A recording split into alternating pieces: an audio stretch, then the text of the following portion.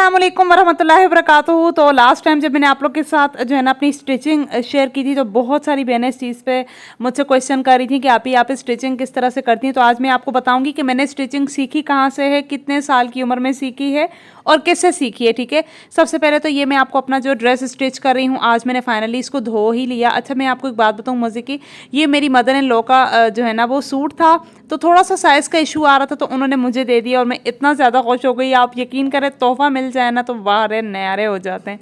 तो बस अभी मैं इसकी कटिंग और स्टिचिंग करने लगी हूँ और आज का टॉपिक भी कवर इस तरह से मैंने सिलाई सीखी है वो तो है इंची टेप वाली, लेकिन अब जब ये घर पे करती हूँ ना खुद अपनी, तो मैंने अपनी कज़न से सीखी है घर पे रह के।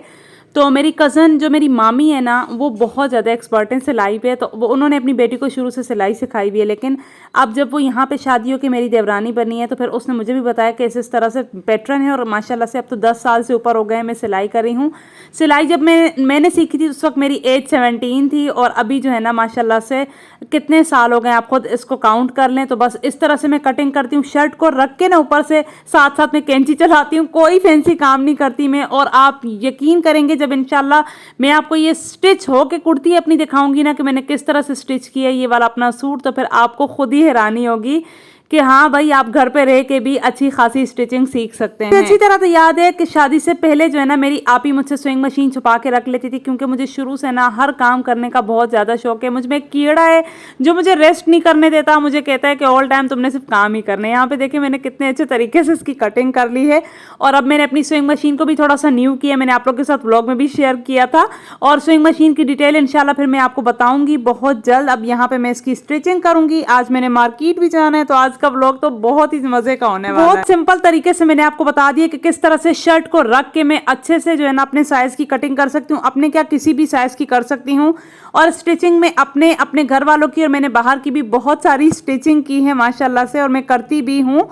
तो आप लोग इस बारे में मुझसे पूछ रहे थे तो मैंने कहा मैं आप लोग को इसका रिप्लाई दे दूं। इस वक्त मैं अपना लंच कर रही हूं। आज मैंने लंच के बाद मार्केट जाना है और आज लंच में बनाई है मैंने चिकन पुलाव। मुझे चिकन पुलाव इतना पसंद है और मैं अपने फेवरेट ब्लॉगर तरफ खान ब्लॉग्स देख रही हूँ। मेरी इतनी वो फेवरेट है ना, मैं आपको क्या बताऊँ, आई कांट एक्सप्लेन। मैंने उन्हें कभी कॉमेंट नहीं किया लेकिन वो मेरे दिल में बहुत बड़ा मर्तबा रखती हैं।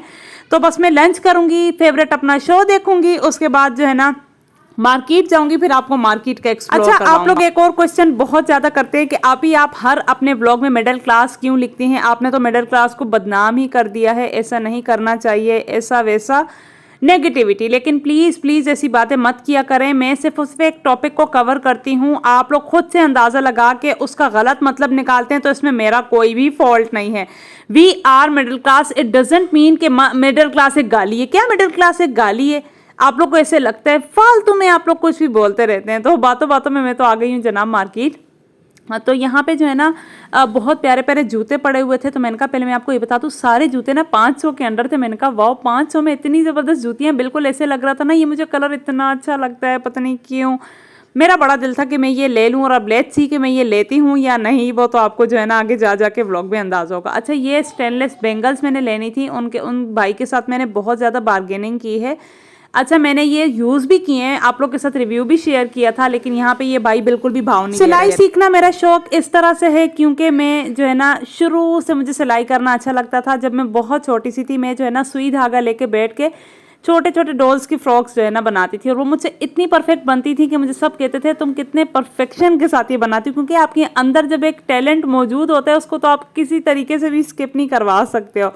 तो इस तरह करते करते मुझे शौक में बड़ी हुई, तब मेरा और ज़्यादा बढ़ता गया। साथ में ट्यूशन भी पढ़ाती थी मैं शादी से पहले। तो मैं जब भी सिलाई पे बैठती थी ना, हमारे घर में ना एक दड़बा होता था, मैं उसे दड़बा कहती हूँ ना, मतलब हम लोग उसे दड़बा कहते हैं। उसमें ना पुरानी चीज़ें अम्मी रखती थी, तो वो पुरानी चीज़ें ना अम्मी की ले के मैंने सिलाई करती थी। तब करती थी जब अम्मी दोपहर को सो जाती थी, लेकिन अम्मी ने कभी मुझे इतना डांटा नहीं। लेकिन बड़ी आपी जब शाम को उठती थी ना, क्योंकि दोपहर को वो भी सोती थी, तो वो मुझे इतना ज़्यादा डांटती थी इस बात पे कि तुम क्यों सिलाई मशीन इस्तेमाल कर रही हो, तुम ख़राब कर दोगी। है वो जैसे एक ट्रस्ट नहीं होता ना किसी पे। तो फिर उसके बाद मुझे पता ही नहीं चला, मेरी शादी हो गई बहुत छोटी सी उम्र में। तो इस तरह करते कराते शादी के बाद फिर जो है ना मैंने क्या किया, अपने मतलब जो मेरे फादर इन लॉ थे, मेरे जो ससुर थे, उनसे मैंने बात की, मेरे ताया अबू, उनने फट से मेरी बात मानी और मुझे सिलाई सेंटर में बिठा दिया। फिर सिलाई सेंटर में जाती थी, 3 महीने गई, उसके बाद मैं एक्सपेक्ट करने लग गई। मेरा सिलाई का सिस्टम ठप हो गया। मुझे मेरी मदर इन लॉ, मेरे जो फादर इन लॉ हैं, ये दोनों नहीं छोड़ते थे, बेटा आप बीमार हो जाओगी, आपने ज़्यादा देर बैठने वाले काम नहीं करने। ऑब्वियसली आपको पता है पेरेंट्स थोड़ा सा इस बात पे क्योर होते हैं, जब शुरू का टाइम होता है तब तो बहुत ही ज़्यादा ऑब्सेशन होती है उनको। तो उस तरह करते करते जो है ना वो फिर मेरा अल्हम्दुलिल्लाह माशाल्लाह से फ़ायका हो गई मेरी। जैसे ही फ़ायका हुई तो बस उसके बाद से मैंने घर पे ही स्टिचिंग स्टार्ट कर दी। मैं अपनी मामी से कपड़े मंगवा लेती थी, वो बनवा लेती थी, आसपास से किसी के बनवा लेती थी। ऐसा ऐसा फिर मैंने कुछ लोगों से पेमेंट भी ली, क्योंकि ऑब्वियसली मैं जब काम मेरा अच्छा हो गया था शुरू में तो मैंने बड़े बंड मारे। मुझे अच्छी तरह याद है मैंने अपनी मामी का ना स्टिच सूट इस्त्री करते वक्त पूरा गला जला लिया था लेकिन वो बहुत स्वीट है, उन्होंने ना मुझे कुछ भी नहीं बोला। तो ये बंड लाइफ में होते रहते हैं। अगर हम लोग एक चीज़ ख़राब करके गिव अप कर लेंगे तो फिर हम आगे कैसे बढ़ेंगे यार। आप लोग गिव अप ना किया करें, हर चीज़ को बहुत पॉजिटिव वे में लिया करें, चाहे किसी भी फील्ड में आप हों।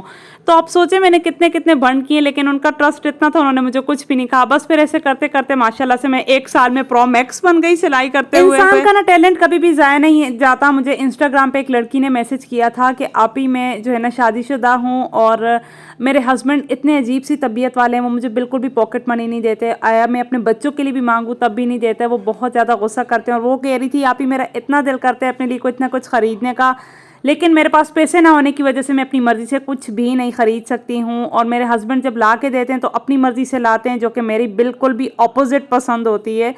तो मेरा इतना दिल उदास हुआ। मैंने कहा आप अपना अर्न करें, आप कुछ करें, अगर आपको घर पे स्टिचिंग आती है आप वो करें, आप कुरान पाक पढ़ाएं। वो कह रही है ना मैं कुरान पाक पढ़ी हूँ, बिल्कुल देसी सी लड़की है, ना उसने कभी स्टिचिंग सीखी है ना कोई और चीज़। तो मेरा दिल इस बात पर उदास हुआ। मैंने उनको बोला आपने कुछ नहीं किया तो आप यूट्यूब पे आ जाएं। यूट्यूब आपको बहुत अच्छा प्लेटफॉर्म जो है ना वो आपको बहुत अच्छा जो है ना यूट्यूब से अर्न होगा, लेकिन आपको वेट करना पड़ेगा। फिर उसको मैंने थोड़ी सी मोटिवेशन दी। फिर मैंने उसको कहा कि आप यूट्यूब पे कुछ चैनल्स देख लें जहाँ से आपको सिलाई आ सकती है। सबसे आसान वे जो है ना वो अर्निंग का स्टिचिंग होती है। आप यकीन करें मैंने माशाल्लाह से स्टिचिंग से बहुत अच्छी अर्निंग की है।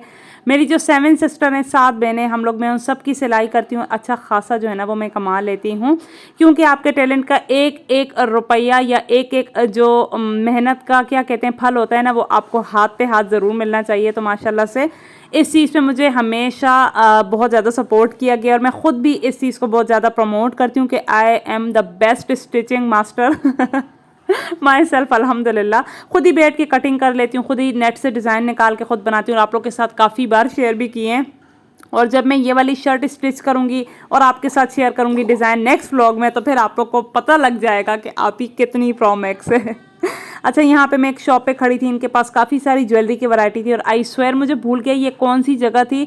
मेरे कज़न हमें जो है ना बाय चांस लेके गए थे कि यहाँ से शादी की शॉपिंग लोग बहुत आसानी से करते हैं। तो यहीं पे मैं एक्सप्लोर कर रही थी, इनके पास सारे जो है ना वो बहुत अच्छी क्वालिटी की ज्वेलरी थी, विदाउट रैप्स पड़ी हुई थी और बिल्कुल भी काली ना होने वाली थी। तो मैं बस यही चीज़ें देख रही थी और आपको भी दिखा रही थी। यहाँ पे फ़ायका जो है ना वो अपनी भरपूर कोशिश कर रही है आपको सारे ज्वेलरी पीसेस दिखाने में। मशीन की जो भी डिटेल पूछ रहे हैं इंशाल्लाह मैं आपको फिर अगले ब्लॉग में वो भी बताऊंगी। सिलाई मशीन की कॉस्ट क्या है, सारी डिटेल सब कुछ के साथ इंशाल्लाह। यहाँ पे ना मैं अपने लिए कुछ अनस्टिच पीसेस देख रही थी क्योंकि मैंने डिज़ाइन करने थे। फ़ायका के लिए मैं घर पर खुद ही स्टिचिंग करती हूँ, तो उसके साथ साथ बाजी भी जो है ना वो अपने लिए कोई दुपट्टा देख रही थी। और बस सारा सामान लेने के बाद हम लोग घर पे आ गए थे और मैं इंशाल्लाह नेक्स्ट व्लॉग में आपको बताऊंगी मैंने ख़रीदा क्या था वहाँ से और मैंने स्टिचिंग किस तरह से की। आज मैंने स्टिचिंग की भी है, लेकिन अब व्लॉग काफ़ी लंबा हो जाएगा तो मैं आपको अपना सूट आज नहीं दिखा सकती।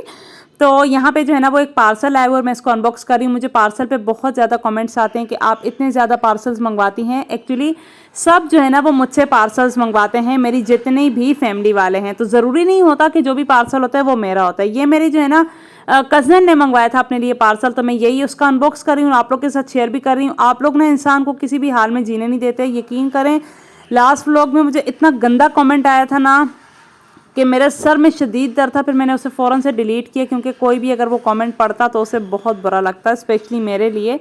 तो यहाँ पे बस जस्ट मैं इसको अनबॉक्स करने लगी हूँ और अनबॉक्सिंग में इतनी ज़्यादा मैं गंदी हूँ ना, मैं आपको क्या बताऊँ। आपको अच्छी तरह अंदाज़ा हो रहा होगा आप ही की कलाकारी का कि अनबॉक्सिंग कितने गंदे। मज़े की बात बताऊँ, इस कूलर से ये एक्सपेक्टेशन नहीं थी, बट ये मेरे साइज से भी बहुत ज़्यादा छोटा है। ये जो है ना कोरियन छोटा सा कूलर था जिसमें आप अगर हॉट वाटर डालेंगे तो वो गर्म रहेगा, कोल्ड डालेंगे तो वो ठंडा रहेगा। लेकिन अभी तक मैंने इसको एक्सपीरियंस नहीं किया, तो आप लोग इस चीज़ पे ट्रस्ट नहीं करना। 1000 रुपये टोटल इसकी कॉस्ट थी और ये 3.5 लीटर है। अगर आप घर पे कोई जो है ना पानी का इंटेक कम कर रहे हैं तो अपने लिए छोटा सा मंगवा के अपने रूम में रखें और आपने इसको पूरे दिन में मुकम्मल करना है तो आपके अच्छे खासे जो है ना पानी का इंटेक हो जाएगा। Thank you so much for watching the blog. अल्लाह हाफिज़।